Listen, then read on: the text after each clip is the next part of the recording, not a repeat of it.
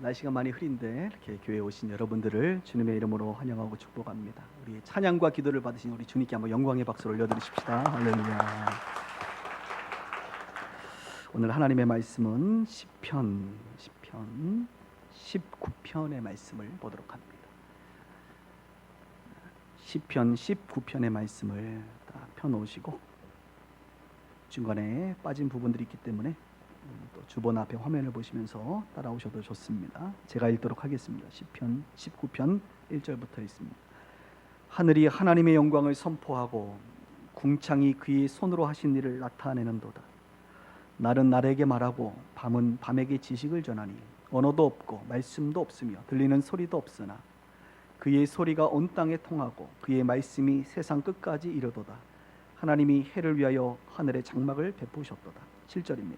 여호와의 율법은 완전하여 영혼을 소성시키며 여호와의 증거는 확실하여 우둔한 자를 지혜롭게 하며 여호와의 교훈은 정직하여 마음을 기쁘게 하고 여호와의 계명은 순결하여 눈을 밝게 하시도다. 여호와를 경외하는 도는 정결하여 영혼까지 이루고 여호와의 법도 진실하여 다 의로우니 금곧 많은 순금보다 더 사모할 것이며 꿀과 송이꿀보다 더 달도다. 11절입니다. 또 주의 종이 이것으로 경고를 받고 이것을 지킴으로 상이 크나이다. 14절 마지막 절 함께 있습니다. 나의 반석이시요 나의 구원자이시 여호와요 내 입의 말과 마음의 묵상이 주님 앞에 연락되기를 원하나이다. 아멘. 오늘은 하나님을 인격적으로 만난다는 것이라는 제목으로 말씀을 나누도록 하겠습니다. 목사로서 삶을 살아가면서 성도들뿐만이 아니라 믿지 않는 사람들에게 많은 질문들을 받고 있습니다. 그리고 가장 많이 듣는 질문들을 정리해보면 한 3가지 정도로 나눌 수가 있을 것 같습니다. 첫 번째는 하나님께서 정말 살아계십니까? 이거예요. 목사님, 하나님 정말 살아계세요? 그럼 웃으면서 안 그러면 내가 목사 하겠니? 이렇게 이제 대답을 하면서도 특히 예수 안 믿는 사람들 입장에서는 하나님의 이 실존과 관련된 질문입니다. 하나님이 살아계십니까? 두 번째 많이 하는 질문은 예수 믿은 사람들 중에 초신자들이 하는 질문이죠. 목사님, 예수님 믿고 난 후 우리가 의인 되었다고 했는데 모든 죄가 용서되었다고 하는데 저는 내일 또 죄를 지을 것 같은데 죄를 지으면 어떻게 되죠? 또 용서 안 받고 계속 이렇게 예수님 영접해야 됩니까? 구원의 확신과 관련된 문제입니다. 예전에 설교했던 것처럼 신분의 변화와 체질의 변화를 이해하지 못한 부분이 있습니다. 그리고 세 번째 질문이 오늘 설교와 연관되는 부분인데요. 세 번째 질문은 이런 것들입니다.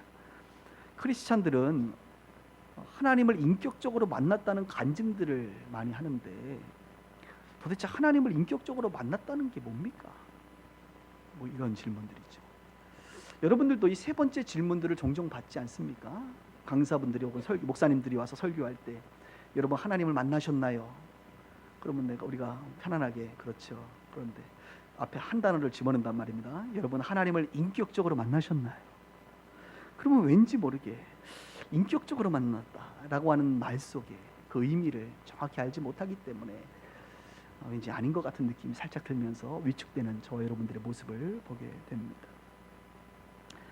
저는 오늘 시편 19편을 통해서 우리가 하나님을 인격적으로 만난다는 게 무엇인지, 그리고 하나님을 만날 수 있는 길은 무엇인지, 이런 근본적이고 조금은 여러분들이 알만한 이야기들을 정리해서 여러분들에게 말씀을 나누고자 합니다. 그리고 설교를 마치고 오늘 예배를 마치고 집에 돌아가실 때에는 그 인격적이신 하나님과 함께 돌아갈 수 있기를 주님의 이름으로 축복합니다. 하나님께서는 첫 번째로 한 3가지 말씀드리는데, 첫 번째로 하나님께서는 일반 계시를 하십니다. 일반 계시. 한번 따라해 볼까요? 일반 계시. 아는 분들은 아시는 단어입니다. 일반 계시라는 것은 무엇이냐? 하나님께서 자신을 이렇게 드러내신다는 거예요. 피조물들에게 자신을 드러냈어요. 인간은 신을 만날 수 없습니다. 인간은 전적으로 타락되어진 존재이기 때문에 하나님을 우리 스스로 연구를 통하여, 지식을 통하여, 고행을 통하여, 어떠한 선행을 통하여 하나님을 만날 수가 없어요. 우리의 죄의 이 굴레는 말이죠, 스스로 감옥 밖으로 나아갈 수 없는 그런 죄인의 모습이기 때문에 그렇습니다. 그래서 하나님께서, 이 신이신 그분께서 자신이 스스로를 나타내 주지 아니하시면, 그분께서 우리를 만나 주시지 아니하시면, 그분께서 우리에게 찾아와 주지 아니하시면 우리는 그분을 알 길이 없습니다. 그런데 하나님께서는 스스로 자신을 나타내셨습니다. 이것을 자연 계시 혹은 일반 계시라고 먼저 말할 수가 있는데, 이 일반 계시는 뭐 어떻게 나타내셨느냐? 그분의 창조물을 통해서 나타내셨다는 거예요. 우주 자연 만물을 통하여 하나님이 나타내셨습니다. 그리고 하나님이 창조한 인간들을 통해서 나타내셨습니다. 창조자는 무언가를 창조할 때 이 창조자의 의도와 스타일이 나타나는 것 아니겠습니까? 이 컵이 보면 굉장히 안에가 얇은데요. 이 컵을 만든 사람이 아마 슬림한 거, 좀 깔끔한 스타일 같아요. 저처럼 이렇게 두껍게 안 만들고 얇게 만든 것 같아요. 화이트를 좋아하는 것 같습니다. 이렇게 창조한 자, 만든 자의 스타일, 성품이 들어가는 것처럼 하나님께서 하나님의 성품을 따라 자연 만물과 인간들을 만들었기 때문에 그 하나님의 창조물을 자세히 보면 그 부분에 대해서 조금이나마 알 수가 있습니다. 이런 것들 바로 일반 계시라고 말할 수가 있습니다.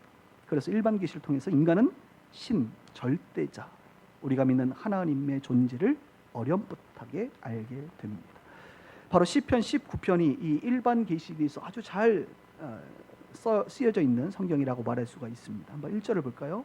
하늘이 뭐래요? 하늘이 하나님의 영광을 선포한답니다. 궁창, 역시 하늘이죠. 궁창이 그의 손으로 하신 일을 나타낸답니다. 그러니까 자연 만물이 하나님의 영광을 선포하고 자연 만물이 하나님이 하신 일을 막 나타낸다는 거예요. 날은 날에게 말을 해요. 날들이 서로 날에게 말을 한답니다. 밤은 밤에게 지식을 전한답니다. 만물이 막 전하고 만물이 말을 해요. 그런데 우리가 알고 있는 3절 언어도 없고 우리가 알고 있는 말씀도 없으며 우리가 알고 있는 소리도 없어요. 우리는 어떤 커뮤니케이션이 되려면 우리가 알고 있는 언어, 우리가 알고 있는 어떤 대화법에 의해서 전달이 된다고 생각하는데 이 자연 만물은 우리가 알고 있는 언어나 이 어떤 소리로 나타나지 않는다는 거예요. 그러나 그들은 소리가 전달되고 의미가 전달된다는 거예요. 그래서 4절에 보니까 그의 소리가 온 땅에 통한다는 거예요. 그의 말씀이 세상 끝까지 이른다는 것입니다. 하나님의 해를 위하여 하늘의 장막을 베푸셨다. 그러니까 하나님의 자연 만물을 보면 우리의 언어는 아니지만 인간들의 언어는 아니지만 스스로들이 뭔가 통하는 것이 있다는 것이죠. 서로 말한다는 것이죠. 서로 커뮤니케이션 한다는 것입니다. 심지어는 그들의 언어로 하나님을 찬양하고 막 선포하고 이런다는 거예요. 나무들이요, 우리가 알지 못하는 언어로 나무들끼리 이야기한다는 말이죠. 별들이 서로 통한다는 것입니다. 동물, 식물, 수많은 자연 만물들이 서로 이야기하고 서로 하나님을 높여드린다는 것입니다. 만물이 통한다고. 자연 만물이 하나님을 찬양한다. 여러분, 자연 만물도 하나님을 찬양하는데 피조물 중에 가장 존귀하게 하나님의 형상을 닮은 인간들이 이 하나님을 찬양하지 못하고 이 하나님을 선포하지 못하고 이 하나님과 통하지 못하고 있다는 사실, 너무 안타까운 사실이죠. 한 번은 예수님께서 어린 나귀 새끼를 타고 예루살렘에 입성하실 때 많은 사람들이 환호했습니다. 소리쳤습니다. 그분 호산나 다윗의 자손이여 오시옵소서 찬양했어요. 그랬을 때 바리새인들이 그거 보면서 워워워 뭐 하는 짓이냐 이렇게 얘기했어요. 그때 예수님이 한마디 하셨습니다. 너희들이, 인간들이 나를 환영하지 않냐, 나를 찬송하지 않냐, 이 돌들을 통해서 이 돌들이 소리칠 것이다. 여러분 그거 아세요? 돌들도 하나님의 영광을 선포할 수 있다는 것입니다. 인간들이 하나님을 예배하지 않으면 자연 우주 만물들이 하나님을 예배한다는 것입니다. 자연 만물은 이 회복을 위하여 하나님의 사람들을 로마서에 보면 기다린다고 말하고 있습니다. 저 여러분들, 이 자연 만물과 이 인간들이 말이죠, 하나님의 이 형상을 닮은 창조물들이 하나님을 어렴풋하게 알아볼 수 있습니다. 그런데 문제가 하나 생겼습니다. 이 마귀는 이 인간들이 하나님을 예배하지 않고 하나님을 대체하는 것들을 늘 만들어요. 그러니까 마귀의 전략은 간단합니다, 여러분. 그냥 성탄절 얼마나 여러분 좋아요. 성탄절 예수님의 오심을, 예수님이 태어난 날인데 성탄절은 바꿔버려요. 산타클로스를 이렇게 바꿔버려요. 그러니까 대체시켜요. 뭔가 없애기는 어려우니까 자꾸 바꿔요, 여러분. 그러니까 하나님을 예배해야 될 사람들에게 하나님이 아닌 다른 걸로 바꿔버리는 거예요. 그게 뭐예요? 바벨탑 사건을 통하여 태양신이라고 했죠. 태양이라고 하는 것은 너무나도 위대합니다. 인간들이 보기엔 너무나도 아름답고 화려하고 전능해 보여요. 그래서 하나님을 알지 못하는 미개한 인간들은 이 태양을 예배합니다. 태양을 숭배합니다. 참 답답한 일이죠. 하나님이 창조한 인간이 여러분 얼마나 아름다울 수 있고 위대할 수 있죠. 그 인간의 능력이라는 건 대단합니다. 심지어는 연예인들, 요즘 젊은 아이들이 보면 연예인들도 대단하죠. 대단한 능력을 가지고 있어요. 그런데 그 대단한 능력과 아름다움을 가지고 있는 사람조차도 예배받을 만한 대상은 아니거든요. 하나님의 창조물인데 그 하나님의 능력이 주어져서 그런 일들을 하는데 사람들은 그 뒤에 계시는 육의 눈으로 보이지 아니하시는 하나님을 보지 못하고 눈에 보이는 인간을 예배한다 이것입니다. 우상 숭배한다 이것이. 제가 얼마 전에 그 뉴스를 보니까 미국에서는 새로운 종교 단체를 하나 등록을 했다고 하죠. 종교 단체가 어떤 종교 단체냐? AI를 숭배하는 종교 단체다. AI가 뭐예요, 여러분? 인공지능. 그러니까 인공지능이 얼마나 위대해 보이는지 몰라요. 그러니까 이제 오늘부터 우리 인공지능을 좀 숭배해 보자 해서 하나의 종교 단체, 교회 같은 그런 종교 단체를 하나 만들었다고 합니다. 뭐 인간들이 등록하면 받아줘야 되니까 정부는 받아줬다고 해요. 그 인간의 아름다움, 인간의 능력, 심지어는 인간들이 만든 작품, 인간들이 만든 조각품, 그게 아무리 위대하고 아름다워 보여도 여러분 그들을 예배하거나 경배해야 될 대상은 아니거든요. 그런데 인간은 끊임없이 무언가를 예배하고 있습니다. 그래서 성경에 보면 4절에 보세요. 그의 소리가 온 땅에 통하고 그런 중반에 보면 하나님이 해를 위하여, 이 해라고 하는 그 태양이라고 하는 것이 얼마나 너희들이 위대한다고 생각하지 모르지만 해를 위하여 하늘에 장막을 베푸셨다. 누가요? 하나님이 장막 베풀어 준 거야. 이거예요. 성경에 있는 분들 5절 6절도 볼까요? 해는 그의 신방에서 나오는 신랑과 같고 그의 길을 달리는 기뻐하는 장사 같아서 하늘 이 끝에서 나와서 저 끝까지 운행함이며 그의 열기에서 피할 자가 없도다. 다 하나님이 만든 거라는, 하나님이 이렇게 위대하게 만든 태양, 이 태양을 숭배하고 있는 거예요. 인간이 태양신을 숭배하고 있는 것입니다. 안타깝지.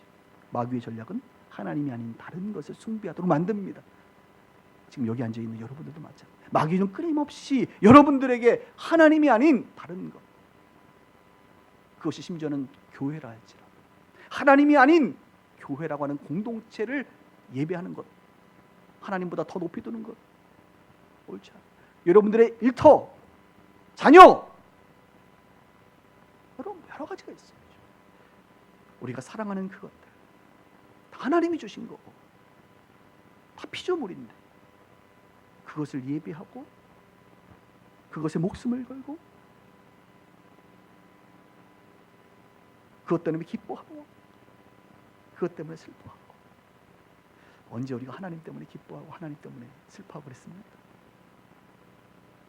나의 만족을 주는 것이 하나님이 아니라 자꾸 다른 것이 우리의 우상처럼 되어버리는 우리의 모습은 아닌지요.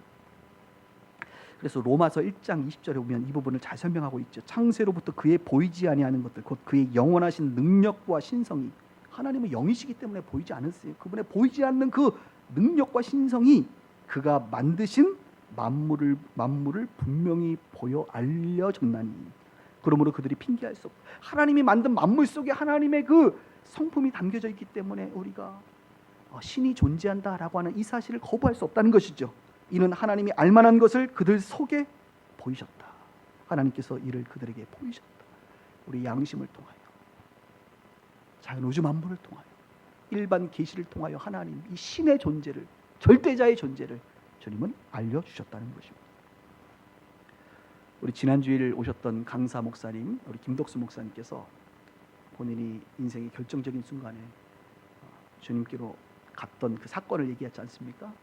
갑자기 이제 귀신 얘기 좀 했잖아요. 어머니가 갑자기 막 귀신 들려가지고 집에 가기가 무서워서 자다가 벌떡 일어나서 뭐 했습니까? 스탠드에 불을 탁 켰더니 빛이 쫙 비쳤다 그랬죠. 그러면서 그때 깨달았다 그랬잖아요.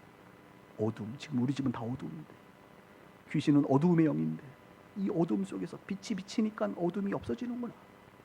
그러면서 이 빛이 비춰지면 어두움의 이 실체는 떠나가겠구나. 그걸 깨달은 거 아닙니까? 이 빛이라고 하는 하나님이 창조한 자연 만물 일반적 계시를 통하여 그가 귀신이 아닌 선한 영적인 존재가 있겠구나라고 하는 것을 그분이 깨닫고, 그죠? 찾아간 곳이 어디? 교회라는 것이 다행히 교회를 찾아. 빛이신 하나님을 만나게 되는 그런 사건. 그래서 여러분, 이 자연 만물을 통해서 우리가 신의 존재를 인식하게 되면 이런 사람들은 신을 찾기 위한 구도자가 됩니다. 구도자. 도, 진리를 찾는 사람. 영어로 얘기하면 seeker라고 말해요. seeker. 찾는.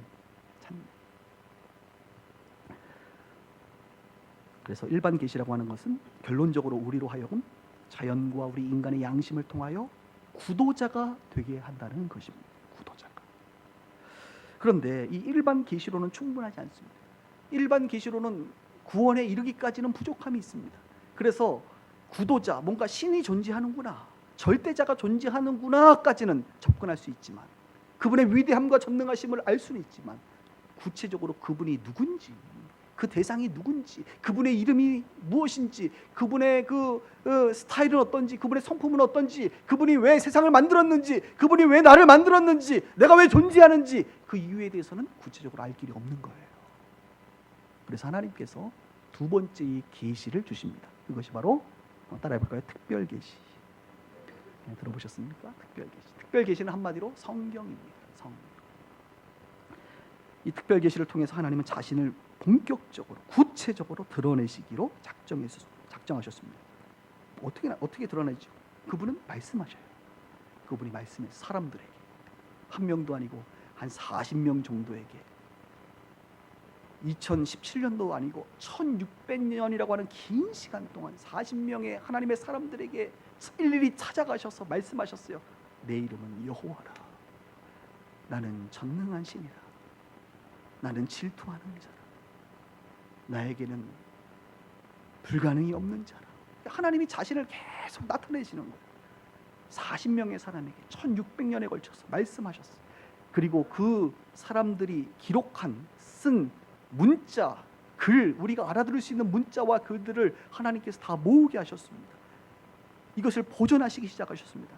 그리고 그것을 집대성했습니다. 그 집대성한 것이 무엇입니까? 저와 여러분들이 지금 가지고 있는 성경입니다. 이 성경은 하나님의 자신의 계시를 담아낸, 하나님에 대해서 알 수 있는 계시의 책이라고 말할 수가 있습니다. 그래서 하나님은 성경에 대한 훼손을 매우 싫어하십니다. 1.1획도 땅에 떨어지기를 원치 않으세요. 하나님은 이 성경의 권위를 매우 높게 생각하십니다. 왜요? 자신이 1600년에 걸쳐 하나님의 그 열심과 하나님의 수고가 담겨진 것이 바로 성경입니다. 그래서 이 성경을 통해서 하나님은 인간들을 만나주시고 자신을 소개한 것이기 때문에 그렇습니다. 사람들이 책을 쓰면요, 자기 자서전 같은 거 쓰면요, 굉장히 소중하게 생각합니다. 사람들이 읽어주기를 원하지. 근데 그 사람에 대한 인생을 그렇게 읽는다 그래서 우리 인생이 크게 달라지는 것은 별로 없습니다. 그냥 감동을 있을런지 몰라도. 그런데 성경은 어떤 것입니까? 단순한 감동이 아니라 구원에 관련된 것입니다. 죽음과 생명에 관련된 것이기 때문에 이것은 매우 소중한 책이라고 말할 수가 있겠습니다. 저는 이 성경을 볼 때마다 이 하나님의 열심, 자신을 드러내시고 계시하시기 위한 하나님의 열심이 막 느껴져요. 오늘 7절부터 이 10절에도 보면 앞부분은 일반 계시를 말하지만 7절부터 10절은 이 특별 계시인 성경에 대해서 말하고 있습니다. 한번 볼까요? 여호와의 율법, 성경이죠. 완전하여, 완전하대요. 영혼을 소성시킨답니다. 여호와의 증거는 확실하여 우둔한 자를 지혜롭게 한답니다. 여호와의 교훈, 성경은 정직하여 마음을 기쁘게 하고 여호와의 계명은 순결하여 눈을 밝게 한답니다. 여호와를 경외하는 도는 정결하여 영혼까지 이르게 되고 여호와의 법도 진실하여 다 의로운 금곧 많은 순금보다 더 사모할 것이며 꿀과 송이꿀보다 더 달도다. 이렇게 말하고 있습니다. 여기 이 표현들이 너무나도 귀합니다. 여러분, 성경이 어떻다고요?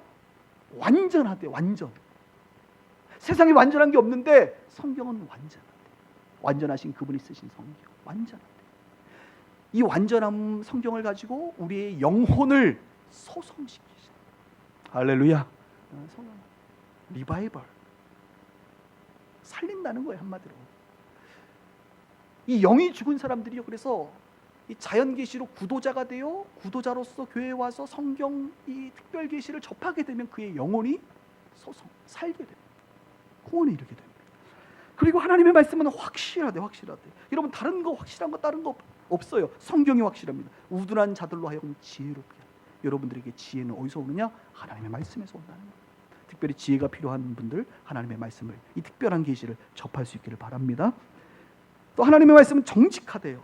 정직해서 마음을 기쁘게 한대요. 조이, 리조이스라는 단어 씁니다. 조이. 기쁨이 요즘에 좀 없죠. 근데 정직하면 기뻐요. 이상하게. 제가 친구를 만나도 정직한 사람을 만나면 왠지 내 마음이 기뻐요. 뉴스를 접해도 정직한 뉴스를 접하면 그냥 기뻐요. 교회를 만나도 왠지 정직한 교회를 만나면 기뻐요. 정직하다는 것은 우리로 하여금 마음을 시원케 하고 우리의 영혼을 기쁘게 합니다. 그리고 순결하대요. 순결. 하나님의 말씀은 순결하대요. 눈을 밝게 한대요.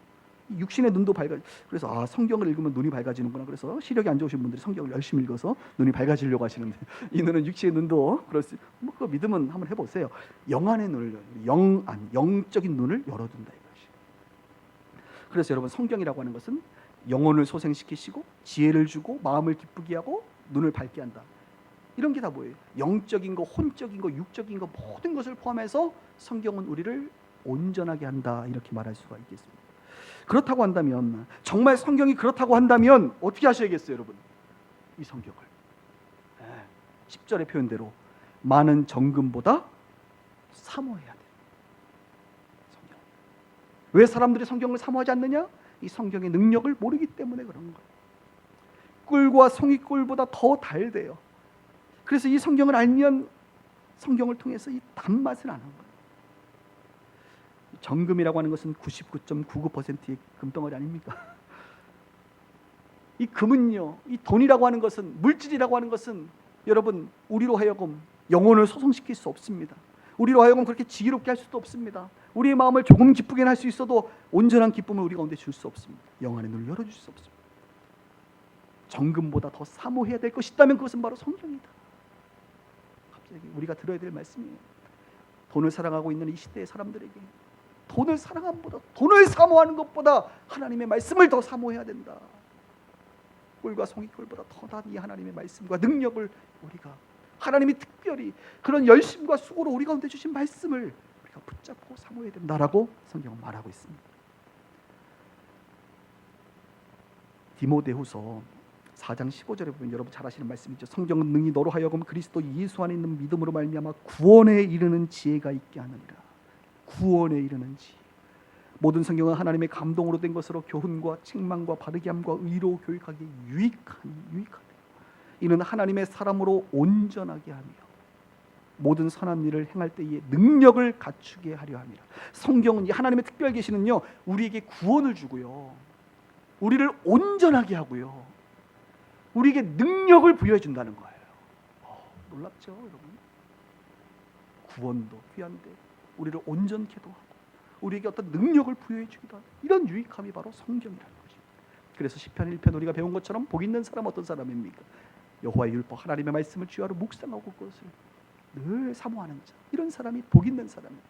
요한계시록 1장에도 뭐라고 얘기합니까? 이 예언의 말씀, 하나님의 말씀을 읽는 자와 듣는 자와 그것에 대한 기록된 것을 지키는 자가 복이 있다.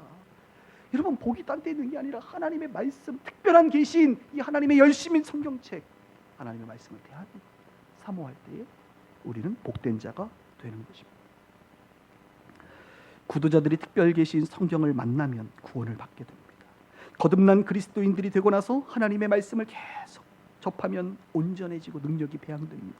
그런 유익이 있습니다. 여기까지는 우리가 많이 들었던 것 같아요. 오늘 그래, 성경을 읽어야겠다, 오늘 이렇게 끝내기는 뭔가 충분치 않습니다. 뭔가 부족함을 느껴요. 우리가 오늘 설교의 제목처럼 하나님을 인격적으로 만난다는 게 지금 이야기한 거 뭐가 연관이 좀 돼 있나요, 목사님? 이렇게 말할 수가 있습니다. 그래서 저는 오늘 세 번째, 신학교에서는 얘기하고 있지 않지만 제가 오늘 새로운 개념을 하나 써는 얘기를 하는데, 여러분 시비 걸지 마세요. 일반 계시가 있다면 두 번째 특별 계시가 있고, 그다음 세 번째 계시가 있다. 따라해 보시래요. 인격적 계시. 논문 하나 써야 될 것 같은데, 인격적인. 일반 계시만 있는 것이 아니라, 보편적인 성경의 계시만 있는 것이 아니라, 하나님께서는 각자를 인격적으로 만나고 인격적으로 말씀하시는 인격적 계시가 우리에게 있다 이것입니다. 그리고 그 인격적 계시를 듣고 그 인격적 계시를 가지고 하나님과 교제하는 사람을 한마디로 하나님을 인격적으로 만난 사람이다라고 말할 수 있다는 것이죠. 여러분, 인격적이라는 말을 우리가 자꾸 생각해 봐야 되는데, 하나님이 인격적이다? 하나님이 인간이 아닌데 왜 하나님을 인격적이라고 말하죠? 우리가 하나님은 신격적이시죠. 신격적. 하나님에겐 신성이 있으시고 우리는 인성이 있습니다. 그런데 이 인성이라는 것이 어디서 나온 거죠? 하나님으로부터 나온 거예요. 하나님 신성에서 나온 거예요. 그러니까 하나님의 성품 중에 일부가 우리에게 주어졌어요. 인간에게. 그래서 인간들이 가지고 있기 때문에 인성이라고 우리가 표현하지만 사실 그것은 하나님에게도 있는 성품입니다. 예를 들어서 사랑, 하나님도 사랑이시고 우리도 사랑의 마음이 있어요. 자비, 하나님도 자비가 있고 우리도 자비가 있고, 인내함, 하나님에게도 인내함, 오래 참으심이 있고 우리도 그런 성품이 있습니다. 그렇죠? 하나님에게도 성부, 성자, 성령이 소통하세요. 대화하시고 하나님은 자연과도 대화하십니다. 그리고 인간들과도 대화하십니다. 이 커뮤니케이션 하는 능력을 특별히 더 많이 부여해 주셨습니다. 인간에게. 그래서 인간에게 가지고 있는 이 인성이라는 것은 사실 신성 안에 포함되어 있는 것이에요. 그리고 우리 인간들만 가지고 있는 것이 인성이고 인간이 없는 하나님만 가지고 있는 것을 우리는 신성이다라고 분류를 인간들이 했습니다. 예를 들어서 전능함, 이건 하나님만이 가지고 있는 거 아닙니까? 그다음 영원하심, 하나님만이 가지고 있는 겁니다. 무소부재하심, 하나님만이 가지고 있는 겁니다. 이런 것들은 하나님만이 가지고 있기 때문에 우리가 신성이라고 분류하고 하나님과 인간이 함께 공유하고 있는 것을 인성이다 이렇게 말해요. 그러므로 인격적이다, 인성을 가지고 있는 인간들이 하나님과 교제할 수 있을까요, 없을까요? 있지요. 그분에게도 그 성품이 있기 때문에. 그래서 우리 차원에서 인격적 관계라고 하는 것은 인간들이 가지고 있는 성품을 가지고 그렇게 교제할 수 있는 존재가 인격적인 거예요. 여러분들이 저를 인격적으로 대한다는 것은 여러분이 저의 존재를 있는 모습 그대로 대해줄 때 인격적 관계가 됩니다. 아니면 여러분들이 저를 깔보거나 무시하거나 막 아래로 보거나 막 이러면 저하고 인격적 관계가 되지 않아요. 그렇죠? 그래서 우리 인격적 관계를 맺기를 원해요. 내 있는 모습 그대로, 인간의 모습 그대로를 받아줄 수 있는 사람. 그러니까 하나님과의 관계에서 인격적 관계라는 건 뭐예요? 인간과 인간이 갖는 관계처럼 하나님이 인간과의 관계를 가져주시기 위해서 그분이 신성의 모든 요소 가운데 특별히 인성의 것을 가지고 우리를 만나주신다. 다른 말로 눈높이를 낮추어서 인간 수준에서 대화해 주신다 이거예요. 마치 우리가 아이들하고 얘기하면 뭐 1살, 2살짜리하고 얘기할 때 뭐 대화가 됩니까? 우리 수준에서 하면 대화가 안 돼요. 그 아이의 인격에 맞게 그 아이의 눈높이에 무릎을 꿇고 앉아서 대화를 해줘야 이게 그 아이하고 이게 관계가 형성되는 건 아니겠습니까? 멍멍이하고도 인격적 관계가 되나요? 멍하면 멍 같이 멍 인격적 관계가 될런지 나는 반려견을 안 키워서 잘 모르겠는데 하나님이 그 전능하신 신성을 가지신 분이 인간의 몸을 입고 이 땅에 오신 분 예수 그리스도, 그분이 인간으로 오셨다는 것은 저와 여러분들을 인격적으로 대해 주시기 위해서, 우리 인간의 죄를 해결해 주시기 위해서, 인간의 차원의 문제를 해결하시기 위해서 인간으로 오셨다는 사실이죠. 한번 볼까요? 11절을 보세요. 오늘 다윗은 이 인격적 관계, 인격적 계시를 인정합니다. 11절 보세요. 또 주의 종이 이것은 성경 하나님의 말씀이죠. 하나님의 말씀으로 뭘 받아요? 경고를 받고 이것을 지킴으로 상이 크니이다. 경고를 받고 이 약속을 지키면 상을 받고, 이게 무슨 관계죠? 인격적 관계죠. 우리가 자녀들을 대할 때 이거 하지 마, 경고를 주잖아요. 그리고 잘하면 상도 주잖아요. 이번 시험 잘 보면 아빠가 뭐 해줄게. 이게 다 뭐예요? 인격적 관계에 놓였다는 거죠. 1대1에. 또 뭐 14절도 보세요. 나의 반석이시오 나의 구원자이신 여호와여, 내 입의 말과 마음의 묵상이 주께 연락되기를 원합니다. 내가 말한다는 거예요. 내 마음의 어떤 기도와 생각들이 연락된다는, 하나님께 전달된다는 거예요. 그래서 인격적 관계는 하나님의 말씀으로 우리가 듣고 우리의 입술의 기도로 하나님께 이야기하는 것입니다. 말씀과 기도를 통하여 하나님과 소통하는 관계. 하나님을 인격적으로 만났다는 것은 그래서 예배를 드리지만 우리가 종교인으로서 태양신을 예배하듯이 멀리 계신 초월적인 어떤 전능자, 하나님이라고 교회에서 부르니까 오케이, 하나님이라고 하는 그 전능자를 나와 아무 상관이 없는 인격적 관계가 아닌 그냥 그 대상을 향하여 우리가 비나이다 하듯이 그냥 기도하고 뭔가를 구하는 것, 이것은 종교인이고, 오늘 대표 기도하신 것처럼 그분이 내 아버지고 내가 그분의 음성을 듣고 그분은 내 음성을 듣는 그 관계 속에서 신앙생활을 하는 사람을 향하여 인격적인 하나님과의 관계를 형성한 사람이다라고 말하는 것이죠. 오늘 여러분들이 지금 뭐 하고 계십니까? 제 말을 듣고 계세요. 지금 여러분들이 장 목사의 말을 듣고 있는 겁니까? 아니면 하나님의 말씀을 듣고 있는 겁니까? 하나님의 말씀을 듣고 있는 거예요. 여러분, 제 말을 들으려고 이렇게 쉬기 딱 좋은 날 여기까지 오셨어요? 내가 뭐라고, 내 말이 뭘 들을 게 있다고? 아니에요. 하나님의 말씀을 듣는데 목사를 통하여 듣게 되는 거죠. 지금 우리는 그래서 이 자리에 앉아 있는 것입니다. 그리고 예배가 끝나면 우리는 서로 이야기하면서 오늘 하나님께서 나에게 이렇게 말씀하셨어. 언제 하나님의 말했다는 거예요? 목사가 얘기했잖아요. 하나님이 말씀하셨다고 그들이 얘기하는 거예요. 영의 언어로 우리가 오늘 말씀하신 거예요. 내가 그것을 안다는 거예요. 인격적인 하나님의 말씀을 우리는 듣는다는 것입니다. 제가 이번 주 수요일 날 네이버 본사에서 오늘 이번 주는 설교를 했는데 설교 제목이 로마서 1장의 빚진 자의 삶이라고 하는 설교였습니다. 우리 화요일 날 복된 소식 선교회 부흥에서도 전했던 말씀인데요. 그래서 이 빚진 자의 삶에 대해서 바울이 얘기하잖아요. 나는 죄인이고 나는 헬라인이나 유대인에게나 나는 빚진 자다. 이 말씀이었거든요. 제가 이 빚진 자에 대해서 설명하면 서론에서 어떻게 시작했냐면 마이너스 통장 이야기로 시작했습니다. 마이너스 통장. 저에게는 마이너스 통장 1,500만 원짜리 통장이 있습니다. 뭐 이런 식으로 해서 그래서 어느 분에게 마이너스 통장이 500만 원을 빌려줬고 뭐 이런 얘기를 쭉 했어요. 그리고 이제 돈도 빚지면 우리가 갚아야 되듯이 우리는 복음에 대해서 빚진 자가 아니냐. 이 빚을 어떻게 우리는 갖고 있는가. 뭐 이런 이야기였습니다. 주제가. 그리고 이제 설교를 다 마쳤어요. 그리고 저녁에 이제 기도회가 있어서 기도회에 참석을 했는데 어느 분께서 이제 오셨어요. 오시자마자 저에게 얘기하는 거예요. 목사님, 오늘 설교 너무 좋았습니다. 그래서 감사합니다. 오늘 특별한 일이 있었습니다. 무슨 일인데요? 제가 오늘 예수 안 믿는 제 동료를 데리고 왔거든요.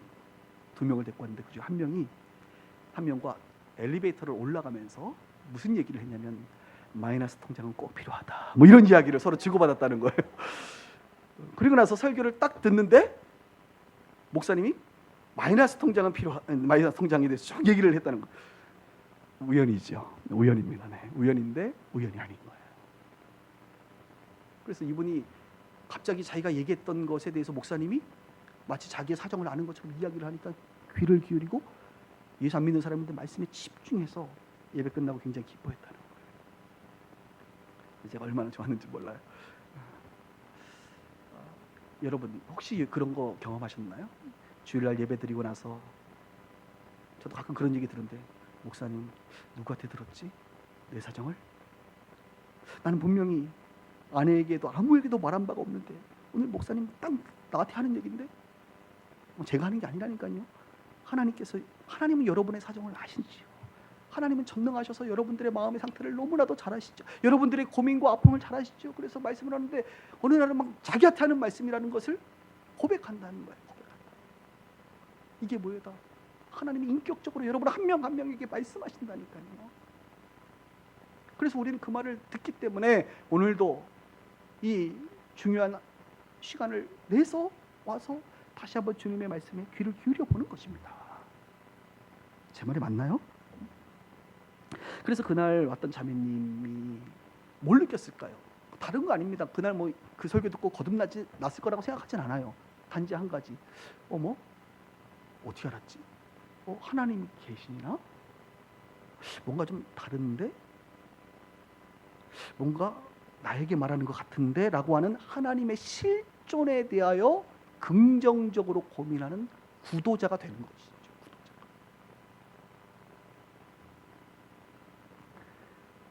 여러분 마귀의 가장 큰 속임수가 뭔지 아세요? 오늘 우리 빗소 식구들이 다 들어야 될 이야기. 현대 그리스도인들이 다 들어야 돼요. 요즘 교회 상태가 많이 안 좋기 때문에 특히 마귀가 아주 좋아할 일입니다. 여러분 주변에 예수 안 믿는 친구, 동료, 이웃 주민들을 교회로 데리고 오면 교회 문화는 막 기도도 하고 찬양도 하고 막 손도 들고 막 소리도 지르고 그리고 40분이나 되는 긴 이야기를 하는데 도대체 아무 못 알아들을 거야 이 사람은. 도대체 그 믿음은 어디서 생긴 믿음인지 모르겠지만 그 믿음이 있습니다. 내가 예수 안 믿는 그 친구를 오늘 교회 데리고 오면 그 사람은 1시간 내내 마음이 힘들고 부정하고 집에 가면서 나에게 눈을 쳐다보면서 째려보면서 왜 나를 이런 곳에 데리고 왔냐고 나와의 관계가 틀어질 것을 믿습니다. 사람. 이게 마귀의 속임수예요. 제가 목회해보니까 그렇지 않다. 여기에도 분명히 태어나서 처음 교회 오신 분들 계세요. 40대가 넘어서. 또 어떤 분들은 이제 교회라는 곳에 처음으로 이렇게 발을 들인 분들도 있습니다. 그리고 그분들의 이야기를 들어보면 그렇게 부정적이지 않아요. 왔는데 우리 교인들이 되게 착해 보여요, 목사님. 여러분 착하대요. 이런 이야기 어제도 들었습니다. 제가 빛과 소금의 교회 식구들 착하다고. 그래서 내가 그랬습니다. 다 속을 감추고 있는 거라고. 그죠? 2시간 정도 감추는 건 어렵지 않거든요, 여러분. 착하다고. 맞아요, 착해요. 그리고 찬양하는 게 생각보다 그렇게 이질감 느껴지지 않아요. 그리고 듣다 보면 물론 이렇게 졸리기도 하는 경우도 있지만 못 알아듣는 경우도 있지만 종종 뭔가 있구나. 하나님의 실존에 대해서 인식하게 되고 심지어는 내가 계속 교회를 나와봐야겠구나 라고 하는 단계까지 이르게 된다는 거예요. 마치 직장 동료를 안 믿는 친구 집에 데리고 갔어. 하나님이 여러분 일하실까 안 하실까요? 하나님은 생각해 보시라고. 하나님이 이 천지 만물을 만들어 놓고 자신을 계시하신 하나님이신데 이 성경책을 그렇게 수고함으로 열심으로 만들어서 구원을 주고 싶으신 하나님이신데 그렇게 수고하여 데리고 온 그 형제 자매를 그냥 돌려보낼 것 같아요? 아니요. 분명히 하나님이 뭔가 그 사람의 마음에 감동을 주신다는 거예요. 마귀는 이게 없다, 이거 아닐 것이다 라고 우리에게 거짓말을 합니다. 확인해보고 싶으신 분들은 한번 데리고 와보세요. 저도 두려워요. 그러나 하나님은 하실 것입니다. 하나님은 그 하나님의 백성이 구원받기를 누구보다도 원하시기 때문에 이 귀한 발걸음을 했기 때문에 그냥 돌려보내지 않으시고 그 사람에게 감동을 주시고 뭔가 하나님께로 한 발짝 더 나아올 수 있는 길을 반드시 만들어 주시는 하나님이라고 하는 사실을 제가 믿게 되는 것이죠. 결론적으로 여러분, 하나님과 인격적으로 만난다는 것은 한국교회는 이렇게 가르치는 것 같아요. 성도들은 이렇게 얘기하는 것 같아요. 내가 기도하다가 성령을 받았다, 뭔가 짜릿함을 느꼈다, 뭔가 은사를 받았다, 방언을 했다, 막 예언을 했다, 병이 고쳐졌다. 야, 나 하나님 만났어. 그게 하나님 만난 거예요? 그냥 그거를 경험한 거예요. 성령을 그냥 짜릿함을 느낀 거예요. 그냥 병 고쳐진 거지 하나님을 인격적으로 만났다고 얘기하는 게 아니에요. 그런데 우리는 당신 하나님 만났어요? 그러면 내가 기도하다가 내가 어느 날 눈물이 펑 터지고 내가 회개하고 막 하나님 만났잖아. 그렇게 얘기하면 여러분 별로 우리가 하나님 만났다고 얘기하기 어렵습니다. 하나님을 인격적으로 만났다는 것은 다른 게 아니라 오늘 여러분들이 예배하는 그 하나님이 여러분의 아버지시고 그분께서 오늘도 나에게 개인적으로 사랑하는 아들아, 사랑하는 딸아, 수고했다, 괜찮다, 나는 그래도 여전히 너를 사랑해, 이런 개인적인 음성들이 들리는 거예요. 경고가 들리는 거예요. 힘내, 일어나 나하고 함께 가자. 지금까지 내가 너를 인도한 것이 얼마나 크냐. 지금 잠깐 넘어졌다고 왜 이렇게 좌절하냐. 이런 오늘도 여러분들을 위로하시고 또 여러분들을 권면하시고 돌아와라. 이런 오늘 기도도 하시지만 아버지께로 돌아오라. 음성도 듣고 자꾸 뭔가 하나님께서 나의 마음을 두들기고 말하고 그런 하나님을 예배하고 그런 하나님과의 관계 속에서 살아가는 사람, 그런 사람이 하나님을 인격적으로 만나고 인격적인 관계 속에 살아가는 것입니다. 다시 질문할게요. 여러분 하나님을 인격적으로 만나셨나요? 하나님을 인격적으로 대하면서 그분과 동행하고 계신가요? 그렇습니다. 그 인격이신 주님, 일반 계시를 통하여 특별 계시를 통하여 인격적인 계시를 통하여 오늘도 여러분들에게 말씀하시고 만나주신 그분께 영광을 올려드리고요. 제가 설교를 준비하면서 너무 감동이 됐던 것이 있어요. 아시는 분은 아시겠지만 저희는 하나님을 섬기지 않았던 집안의 사람이었습니다. 집에 있는 이상하게 생겨먹은 도자기를 하나 집어넣고 거기다가 쌀을 몇 점 집어넣고 비나이다를 했던 집안의 사람이었기 때문에 사실은 도자기가 뭐라고 지금 생각하면 아무것도 아닌데, 그죠? 왠지 그곳에 귀신 한 마리가 있어서 우리 집을 화평케 하는 줄 알고 복 주는 줄 알고 그랬던 사람이 있던 나를 하나님 열심으로 교회를 인도하셨어. 다 피조물이고 하나님만이 창조주이시구나라고 하는 것을 깨닫고 말씀을 통하여 구원받고 말씀을 통하여 온전하게 되어가고 있고 말씀을 통하여 끊임없이 능력을 갖추게 되는 이 하나님의 은혜를 경험한 것이 얼마나 감사한지 갑자기 성경을 너무너무 사랑하게 되고 이 성경의 말씀을 오늘도 읽고 드라마 바이블을 통하여 듣고 해야겠다 이런 마음이 드는 거예요. 사랑하는 여러분, 하나님의 열심, 하나님의 계시의 열심을 오늘도 우리가 알 수 있기를 주님의 이름으로 축복합니다.